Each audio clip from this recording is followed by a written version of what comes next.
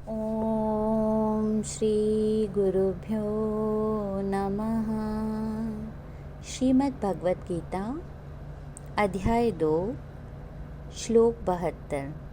ऐषा ब्राह्मी स्थितिः पार्थ नैनां प्राप्य विमुह्यति स्थित्वास्यामन्तकालेऽपि ब्रह्मनिर्वाणमृच्छति। हे पार्थ, ब्रह्म को प्राप्त हुए मनुष्य की स्थिति यही है जो आगे श्लोकों में तुम्हें बताया हूँ। इसे प्राप्त करके ज्ञानवान मोह में नहीं फंसता। ब्राह्मी स्थिति प्राप्त करके कोई भी मोहित नहीं होता, और इस स्थिति में यदि अंतकाल में भी स्थिति हो जाए तो निर्वाण यानी शांत ब्रह्म की प्राप्ति हो जाती है। अहंकार रहित होने पर मनुष्य ब्राह्मी स्थिति को प्राप्त हो जाता है।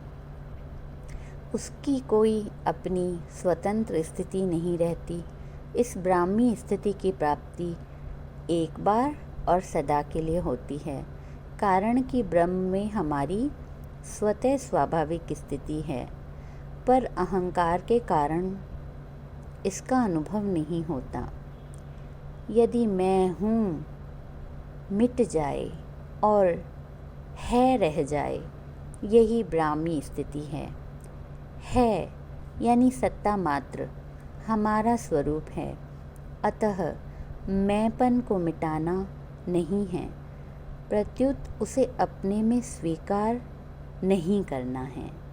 जिसकी सत्ता विद्यमान ही नहीं है, उसे मिटाने का प्रयत्न करना उल्टे उसे सत्ता देना है।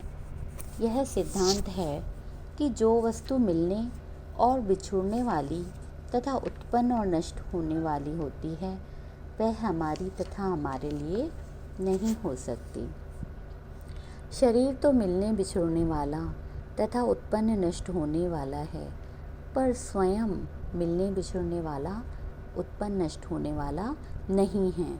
अतः साधक दृढ़तापूर्वक इस सत्य को स्वीकार कर ले कि मैं स्वयं त्रिकाल में भी शरीर नहीं हूँ, शरीर मेरा नहीं है तथा मेरे लिए भी नहीं है। निर्वाण शब्द के दो अर्थ होते हैं, लुप्त खोया हुआ और विश्राम यानी शांत। अतः खोए हुए ब्रह्म को पा लेना अथवा परम विश्राम को प्राप्त कर लेना ही निर्वाण ब्रह्म की प्राप्ति है। निर्वाण शब्द का एक अर्थ शून्य भी होता है। शून्य अभाव का वाचक नहीं है। शून्य का तात्पर्य है जो न सत हो, न असत हो, न सद असत हो और न सद असत से भिन्न हो, अर्थात जो अनिर्वचनीय तत्व हो। क्रिया मात्र का संबंध संसार के साथ है। हमारा स्वरूप अक्रिय है, इसलिए शरीर के द्वारा हम अपने स्वरूप के लिए कुछ नहीं कर सकते। शरीर के द्वारा हम कोई भी क्रिया करेंगे तो वह संसार के लिए ही होगी, अपने लिए नहीं। तो फिर हम अपने लिए क्या कर सकते हैं? हम अपने लिए अपने द्वारा निष्काम, निस्पृह, निर्मम और निरअहंकार हो सकते हैं। क्यों हो सकते हैं? क्योंकि हम वास्तव में स्वरूप से निष्काम, निस्पृह, निर्मम और निरअहंकार हैं। भगवान अर्जुन को इस श्लोक में, इस अध्याय में दिए गए उपदेश का फल बताते हैं कि मोह के नष्ट हो जाने पर अंत काल में इस ज्ञान को धारण करके जो साधक अपनी बुद्धि स्थिर रखता है, वह जन्म मरण के चक्र से मुक्त हो जाता है। हम वेदों और शास्त्रों के सिद्धांत समझते नहीं हैं, फिर दोष देते हैं धर्म को। एक व्यक्ति के माथे पर फुंसियाँ और पेट में कुछ गड़बड़ी थी। किसी वैद्य ने उसे फुंसियों पर छिड़कने के लिए पाउडर और उदर की पीड़ा के निवारण के लिए एक लवण युक्त नमकीन चूर्ण दिया, परंतु उस मूर्ख ने काम उल्टा कर दिया।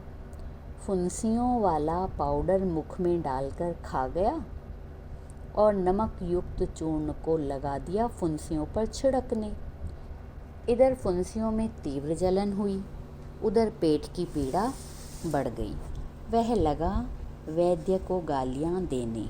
बेचारे वैद्य का क्या दोष, अज्ञानी जन भी व्यर्थ ही श्री कृष्ण पर आक्षेप करते हैं कि महाभारत की लड़ाई करवाकर भारतवर्ष के महापराक्रमी व्यक्तियों का नाश करा दिया। परंतु भगवान ने गीता में अमृत तुल्य उपदेश दिया है, हम उसे क्यों भुला बैठे हैं। वे वीर तो मरते ही थे क्योंकि अधर्म पथ पर अग्रसर थे। ऐसे वीर तो बाद में भी हुए हैं जो अधर्म पर चलते हैं और आगे होते रहेंगे।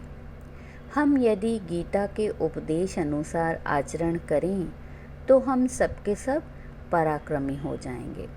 ऐसे ज्ञान के अमूल्य ग्रंथ, अमृत से ओतप्रोत ग्रंथ के होते हुए भी यदि हम दुखी रहें तो कहना होगा कि इनमें जो अमृत विद्यमान है हम उससे कुछ भी लाभ नहीं उठाते हैं।